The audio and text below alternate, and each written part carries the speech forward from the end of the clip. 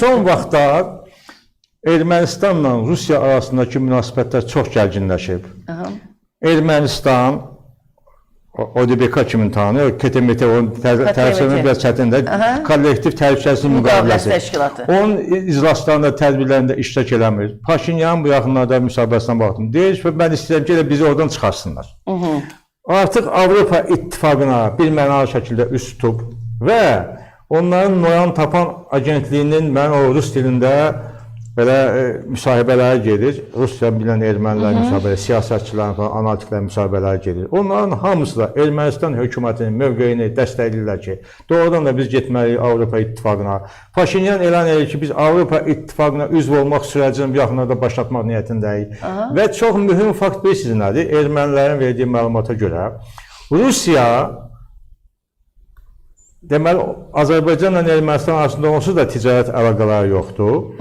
Deməli, bütün Orta Asiya, Türkistan respublikalarına göstəriş verir, təpinib ki, Ermənistanla iqtisadi əlaqələri kəsin. Türkmenistandan başqa hamısı Putinin sözünə etiraz edib, onu nəzərə almayıb. Bu bilirsiniz, bu çox böyük göstəricidir. Həddən artıq, yəni onların Ermənistanla ticarətindən Ermənistanın nə qazanacağı, nə qədər böyük gəlir əldə edəcəyinə söhbət getmir. Sadəcə olaraq bu axı bu ölkələr, bu Orta Asiya respublikaları ənənəvi olaraq gözü qıpıq, başı qapazdı. Yəni açığı deyək də Ermənistanın, Gürcüstanın Rusiyaya qarşı tavır sərgilədiyi vəziyyətdə deyirlər də. Nə deyirlər? Onlar hamısı bəçeşim deyirdi. İndi bunların hamısının Özbəkistanın, Qazaxıstanın, Qırğızıstanın, Tacikistanın hamısının Rusiyaya etiraz eləməsi, onun sözünü nəzərə almaması yəni artıq Rusiyanın vəziyyətinin göstəricisidir. Yəni Rusiya hansı vəziyyətə gəlib düşmüsən ki, artıq bu ölkələr, bu müstəqil dövlətlər, bu respublikalar artıq sənin sözünü saya salmır, sözünü yerə salır.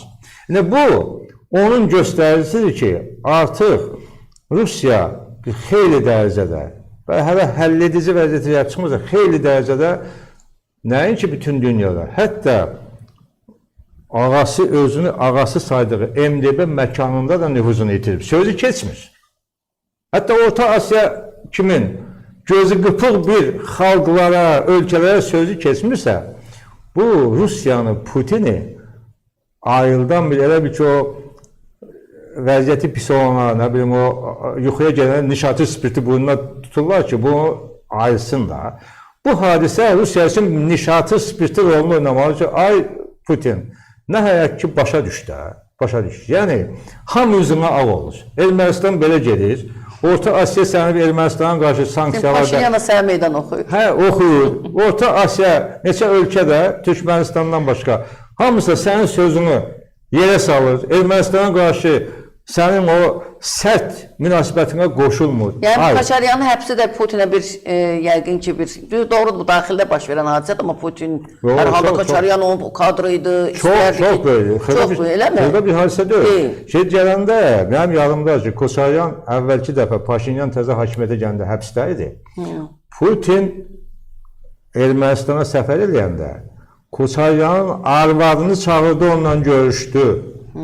Yəni, Rusiya imperiyasının başçısı hara, hakimiyyətdə olmayan, adi bir dustağın, yəni indi Koçaryan hakimiyyətdə, prezidentdə olsaydı başqa şeydə, hakimiyyətdə olmayan, adi bir dustağın ailə üzvü ilə görüşür. Yəni buna nə dərəcədə özünün dəstəyinin ifadəsi idi bu. Yəni Koçaryanın həbsi sizə belə xırda gəlməsin. O, Putinin üzünə vurulmuş bir şillədir. Xırda məsələ deyil. O ən böyük, bəlkə ən böyük siyasi aksiyadır. Yəni ki, mən səni bax belə alçalda bilərəm. Özü hansı şəkildə?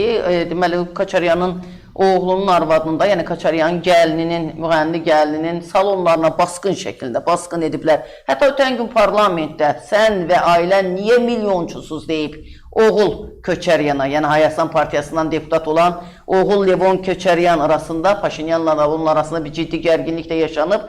Levon parlamentə çıxış edən Paşinyanı Qarabağ məsələsinə görə xain adlandırıb və onun ilə yaxındır hakimiyyətdə qalmağa davam etməsinin səbəbini soruşub. Nikol Paşinyan isə Buna cavab olaraq 8 ildir xalq tərəfindən seçildiyi üçün hakimiyyətdə olduğunu deyib, lakin keçmiş prezidentlər Robert Koçaryanla Serj Sarkisyanın fəaliyyətləri müddətində ölkəni taladıqlarını bildirib və belə deyib, sən və ailən niyə milyonçusuz? Ölkənin hər yerində mülkləriniz var.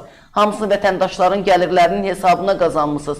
Bütün bunlar Ermənistana qaytarılmalıdır. Mən məhkəmələrə və hüquq mühafizə orqanlarına Köçəryan Sarkisyan talançılığını araşdırmağı və fəaliyyətlərinin məhdudlaşdırılması tapşırığını vermişəm. Tapşırığın ardınca bunu etdi. Dalınca yəqin Sarkisyanı gözlə Mən sizə bir şey deyim ki,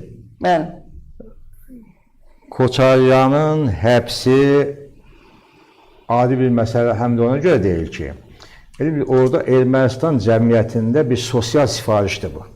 Əvvəl ona görə ki, yəni müharibədə məğlub olmuş namizədə partiya sədrinə təkrar erməni elektoratı səs verir, Paşinyanı hakimiyyətdə saxlayır da. Elə bunlar göstərir ki, artıq biz müharibə istəmirik. Koçaryana da, Sarkisyana da nifrət edirlər, müharibə istəmirik. O bir tərəfdən, mən sizə bir şey də deyim. Yəni, artıq erməni ictimaiyyətində həmin Noyan Tapan agentliyində David Şahnazaryan var, məşhur adamdır. Onun çıxışlarına da baxmışam. Deyir ki, o Ermənistan parlamentindəki güllə baran oldu ha, Demirçiyanı, Sarkisyanı öldürdülər. Hətta onu da Koçaryanın adı ilə bağlı, erməni analitikləri, siyasətlə bağlı. Ola bilər ki, Koçaryanın bu həbsində elə Paşinyanın nağılı olsa, o məsələni qurtarıb təzdən çıxardıb, onu Koçaryanın boynuna qoymaq lazımdır ki, onun bu faşistin bir də türmə divarları arasından çıxma şansı olmasın. Ondan, hətta onu sübut eləyə bilsə, onun və tərəfdarların Rusiyanın nüfuzu təmiz ölər.